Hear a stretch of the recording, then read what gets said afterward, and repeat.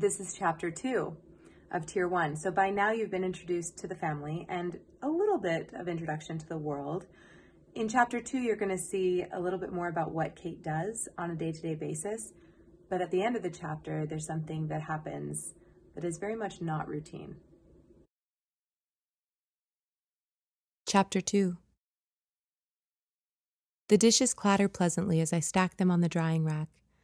The boys have gone for conditioning, and I revel in the momentary stillness.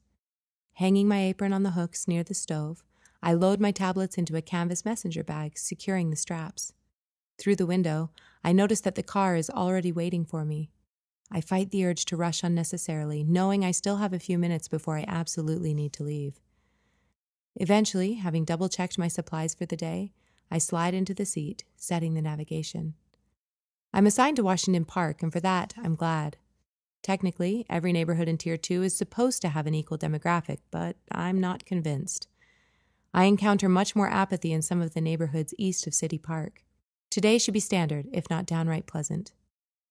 Though the thought of diving into preparation is tempting, I look ahead, knowing that reading on the sideways will inevitably cause nausea. Finally, as the car hits the straightway, I lie back and begin familiarizing myself with today's files. Motion sickness is one variation I could do without. I stop on file 31, Cassidy. By the looks of it, she is qualified for Tier 1 initial testing. I hope she shows up to hear the good news. The car slows and, glancing out the window, I see the lily pond ahead of me. I prefer to have the car drop me at the corner of Virginia and Franklin before parking. It would be faster to go directly to the lake, but walking in the cool morning air, watching the dappled sunlight dance along the path, always provides much-needed perspective before seeing patients. Gathering my things, I exit the vehicle and a smile involuntarily crosses my lips as I begin to move through the trees. "Hey, Kate!" A voice calls from behind, pulling me into the present. I turn around and see Shane running my direction. His sleeveless shirt accentuates his lean musculature, and, even from this vantage point, I can see that he has worked up quite a sweat. "Hey, Kate! Are you working Washington Park today?" he asks as he catches up and slows to a stop. "I am. I was just walking to the boathouse. Are you headed there as well?" "Nope," he says, still breathing heavily. "It's my rec time. They switched me to Highlands so that I could jog in the mornings. It seems like my body does better with exercise before noon." "Oh, that's great. How are you liking it so far? Different patient base up there, I hear." "Yes, definitely a change, but honestly, I think it suits me. We don't have as many transfer options, but people are compliant. They are willing to work with the program despite not having much hope of progressing. It's nice to see people just living." "That's good to know," I say, smiling, searching for something to keep the conversation moving along. Whenever Shane and I have chatted, Lily is usually there to fill in the gaps. "Is Lily still working over there on Fridays?" "Occasionally, but they try to keep us together as much as possible. I could see it phasing out in a year or so. You better catch her while you can," he admonishes, tilting his head for added effect. "Will do," I promise, hearing a warning beep from his sensor. "That's my exit, sorry. I have to keep my heart rate up for another 20 minutes, he says, already beginning to jog up the path. "Have a great day! Hopefully I'll see you and Eric at the next training?" "We'll be there. Bye, Shane," I say, waving, trying to keep the relief I feel from entering my tone. My shoes pad along the familiar wooden floor of the boathouse. When I reach my station, I gingerly unload the tablets from my bag. Patients are already waiting along the dock. After securing the connection to my display, I announce the first name on the schedule. Berg's protocol change, reverting back to health meetings in person, was instituted early this year. In my opinion, it was absolutely the right call. The digital scans were more efficient, yes, but getting positive feedback from someone in person really can't be appropriately replicated digitally. The increased physical connection has the added benefit of breaking up isolationist patterns, and we are already seeing health improvements. A small woman sits down at the table. Her clear skin and symmetrical bone structure belie her true age, and I find myself questioning my memory of her chart. While I double-check, I slide a tablet across the stainless steel surface, allowing her to scan her sensor and officially check in for her appointment. Her most recent brain scan shows major markers for diabetes, glioblastoma, and dementia. Again, extremely surprising that she looks to be in such good health. "Hi, Tia," I say, smiling and holding her eyes, intentionally working to create a physical connection. "My name is Kate. and I'll be collaborating on your health today. How have you been feeling since the last time you met with a health specialist? I asked genuinely. I'm doing well, but... She scoots her chair forward and leans in, as if about to let me in on a secret. I haven't seen much difference after trying my new hydration plan. I feel the same, and my scan came back similar to last time. Have you been keeping notes on mental acuity? I know you were noticing a negative change in your memory and clarity of mind in November. Is that still progressing? Her shoulders relax, but her mouth remains in its downturned position. Well, I guess that hasn't changed much, she ponders. That's actually good news, I say, smiling reassuringly. As you know, you have a marker for dementia, and that is known to start kicking in any time after the age of 35. Now here you are, 52, and still 100% lucid. Tia, that's remarkable. Only 20 years ago, we would be expecting your body and mind to be breaking down at an incredible rate. Her eyes are riveted on me, hanging on my every word. I rein in my cadence, giving her time to process. We are in uncharted territory for our generation. I am sure you know that people used to live to almost 100 years old, which I can't even begin to fathom, but seeing your results makes me think it's going to be possible again. And you are tier 2, I add excitedly. You have been able to accomplish this level of health with your genetics stacked against you. Really impressive work. A smile flickers across her face, but her eyes are still creased with worry. I reach across the sterile surface and squeeze her hand in mine. Tia, the most important thing you can do is resume your relaxation techniques. Stick to your health and nutrition regimen and allow your body to function. If it's true that you haven't experienced any more decline, I would also recommend that you stick to your added hydration. I can imagine that aging causes anxiety, but stress will only contribute to decreased brain functioning. Have you been attending your meditation sessions with Dr. Sen? Yes, mostly. She looks chagrined. Sometimes I'm tired, and it's easier to stay in bed a while longer. I understand. I can help you set some achievable goals if it would be helpful. We want to see you hit your 60th birthday, okay? Me too. I want to experience being a grandmother. Did you see in my notes that my daughter has been cleared to have a baby next year? She asks hopefully, her eyes brimming with tears. Oh, wow, that's incredible. You are one of the lucky few. If I have the pleasure of meeting with you again, I hope you'll tell me all about your grandbaby.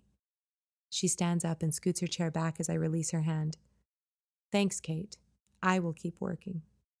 Thank you for keeping your appointment today. As she walks away, I find myself wishing I could see the end of that story. I don't have the luxury of seeing people consistently enough to keep track of them. I like to think that they all end up in best-case scenarios, but every once in a while it would be nice to see concrete evidence. Not immediately seeing my next patient, I assuage my complaining bladder and walk to the back of the shelter to use the washroom. Turning the corner briskly, my shoulder is impacted and I spin, hitting the rough planks of the wall with enough force that my breath is expelled from my lungs momentarily. A hand grasps onto my arm, steadying me. I regain my balance and am attempting to catch my breath when I look up to notice a young man I don't recognize. His broad shoulders are inches from my nose and deep blue eyes are frantically searching my own. I take in his soft blonde waves, and for a moment, I am speechless. I'm so sorry, I belatedly eke out, regaining my bearings. I was on a mission to get to the washroom and I didn't even look. He releases my arm, allowing me to stand up straight. Don't worry at all. I wasn't paying attention. Are you okay? He asks, concern evident in his tone as he continues to survey my head and neck. I think so, thanks, I say with a shaky smile, rushing through the washroom door. Even if he hadn't been unusually attractive, that was just embarrassing. I wonder if he's tier 2. Not likely. Tier 1? Possible, but what would he be doing down here? He's too young to be a specialist. I realize that I'm thinking far too much about this, so I focus on washing my hands. Thoroughly. Back at my table, I notice the handsome stranger sitting on a park bench across the grass to the side of my station. I didn't get his name, I muse. He glances my direction and I sharply look away, pulling up my next file. That was a little unnecessary. And obvious. I have always been such a dolt when it comes to men, especially attractive men, I think, remembering the first time Eric and I met. I was 17, sitting at the cafe near our house, working on training assignments. Since I wasn't paired yet, I lived in group housing, and it was sometimes difficult to find a quiet space. Not sometimes, always. My roommate Alyssa was constantly chatting with someone on her display, a habit I both loved and found incredibly perturbing at times. When Eric walked into the cafe with his friends that day, his eyes met mine, and I looked down immediately and began furiously scrolling. Apparently this was, and still is, my signature move. You would think that after being paired for 11 years, I could be somewhat normal, but apparently not. My hands are slightly shaky. Whether from the impact or the shock that I am still capable of feeling attraction, I can't decide. Thinking of Eric, I wonder if this ever happens for him, and immediately regret it. Yes, of course it does, but Eric wasn't ever as awkward as I was, and that realization isn't comforting in the least. My next patient approaches the table before I even call his name, snapping me back to reality. My movements are frazzled and disjointed as I attempt to begin the check-in process. When I think to glance back at the bench a few minutes later, my handsome friend has been replaced by a middle-aged woman sitting peacefully, a book propped in her lap. 5 more patients arrive and leave before I am able to break for lunch. Recognizing the tension that has accumulated in my shoulders, I take purposeful, cleansing breaths as I walk to the mobile distribution center, located at the opposite end of the boathouse. Scanning my sensor, I receive my portions of chicken breast, charred salad, fonio, and raspberries. The man ahead of me has a much larger salad and no grain. Obviously, he hasn't been keeping to his vegetable requirements on his own. I prop myself up against a tree and enjoy the varying textures and flavors of my meal. Though it's difficult, I remind myself daily to focus on these simple pleasures. I truly believe in the work that I am doing, both at home with my children and here with my patients. But that doesn't prevent my life from feeling tedious at times. I yearn to make an impact, to contribute in a massive way, yet I often feel stilted, always pressing against some invisible boundary. Self-created, perhaps? Or maybe it's just not my season. Rationally, I know that I'm doing the most important work with my family, but I also know I have more to give. Coming to no obvious solution, I distract myself by self-indulgently resuming my memories of Eric. That day at the cafe, after picking up his sandwich and ignoring my ridiculous response to his attention, he sauntered directly over to me and introduced himself. We ended up talking for a good half hour. He didn't care that I had seeds in my teeth and a crumb stuck to my cheek. I didn't care in that moment either, but only because I was blissfully unaware until I got into the car a few minutes after he left. My first real experience with delayed mortification. Even after his friends were gone, he stayed put, not giving any sign that he intended to follow. I remember watching the corners of his eyes crinkle as he smiled while telling me about his training and desire to work full-time in the lab. I don't think I heard a single detail. I was so distracted by noticing everything about him.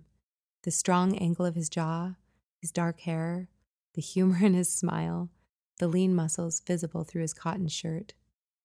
"Pull it together, Kate," I mentally scold myself, pressing my hands into the soft grass, tethering myself to the here and now. I must be ovulating. After my lunch break, I am seated back under the awning, and Cassidy is approaching. She has obviously taken the time to dress for the occasion with clean, pressed slacks, a collared shirt, and her long auburn hair pulled into an attractive knot. "Is it 1 o'clock yet?" she questions excitedly, her cheeks flushing. "I don't think I can stand waiting any longer to hear my results." Checking my tablet, I see that her appointment is still 20 minutes away, and there is one person yet to be seen in that time. I don't, however, see anyone physically waiting at the moment, so I quickly shift her position in the queue. "It's not, but I'm excited too. Let's go for it," I smile. She rushes to sit down and nearly knocks over the chair. "Kate, thank you. I feel like my heart is about to burst." "Cassidy," I laugh. "Take a slow breath and hold it for a few seconds. I promise it's good news." She covers her mouth with her hands and squeals. "I can't handle it! Tell me!" Okay, I say, my pitch mirroring her own. I open her file and start reading. "Cassidy Turner, you have been cleared to begin Tier 1 initial testing and conditioning, effective immediately.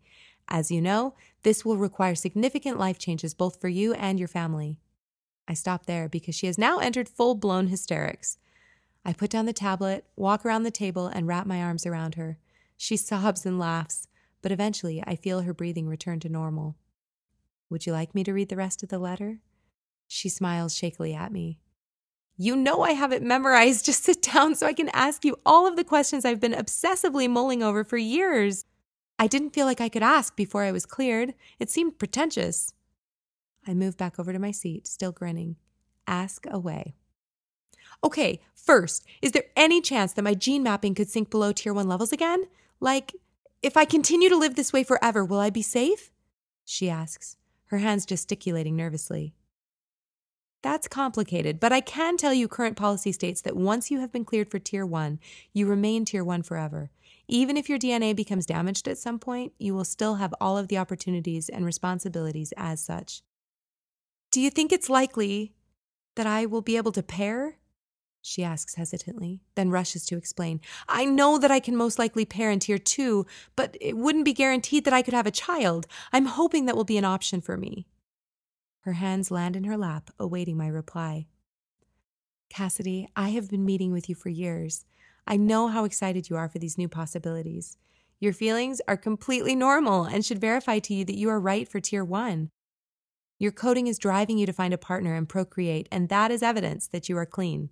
Embrace it. A tear rolls down her splotchy cheek. I guess I hadn't ever thought about it that way.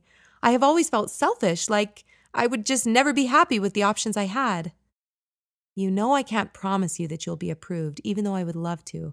So much depends on who you are attracted to and how your genes match up. But I can tell you that you need to find someone to partner with who matches you at 80% or higher on the 30 disease markers. You specifically will need someone to match at 100% on all 5 markers for your TSGs, the tumor-suppressing genes. Since you only hit 4 of those markers yourself, you will need someone who has them all to be considered for reproducing. Those TSGs are going to be critical for your clearance to have children. If you find the right partner, I think your chances are high. She looks at me, obviously trying to process, and I realize that I may have thrown out too much information at once. For example, I say, backtracking, before Eric and I paired, we used our sensors to run our genetic numbers. Do you understand that process? Theoretically, she answers. It's simple and quite fun, really. I pull up the app and point to a couple of key markers. You've looked at your numbers before, right? Of course. I am always checking for improvements. Right, so when you find someone you would like to pair with, you both pull up your numbers, and then this button here will allow you to combine them and analyze the results. So this marker here, I scroll down my chart, is where you will find the markers for TSGs. Like I mentioned, you have to match at over 80% on all of the other disease markers, but you can pay specific attention to those. Make sure they are in the green. Pulling my sensor back, I smile. You will get plenty of training on this, so don't feel like you need to memorize it all now. I just wanted to make sure you understood what I was referring to. Thanks, that helps, she says, fanning herself with her hands to keep tears from overflowing. Sorry, I'm really emotionally drained right now. What if I meet someone and we aren't perfectly pairable? I sigh. That's always tough. But if having children is your priority, you will have to keep looking, I say gently. A rush of emotion floods me as I remember the anticipation of reading my results with Eric. I was terrified that we wouldn't be in the green. Maybe I will ask to see a guy's TSG markers before agreeing to go out with him, she suggests, waggling her eyebrows. I laugh. That would be efficient, definitely. Do you have time for a few more questions? I glance behind her, seeing my overdue patient leaning on the railing, and lean in. You can ask one more, but then I have to move on with my schedule. You can always feel free to message me later as well. I totally understand. Okay, most important and practical. I know I'll be moving to the tier 1 side of the city. How does that all work? Yes, Distracted by flashing light, I look down at my display and see an alert on the screen. My sensor buzzes and I tap on it. Due to a security breach, all consultants are asked to immediately vacate Washington Park. Tap if transportation is needed. I'm so sorry, I mumble, giving an apologetic frown. She looks at me, confused. I have to go. Send me a message later, I say hurriedly, jamming the tablets into my bag and racing toward the car. I look back in my haste and see Cassidy still under the awning, my next patient approaching her, looking confused. For a moment, I wonder if I should return and explain more thoroughly. I abandon this thought and again tap my sensor, requesting that the car meet me at a closer intersection. I need to follow protocol.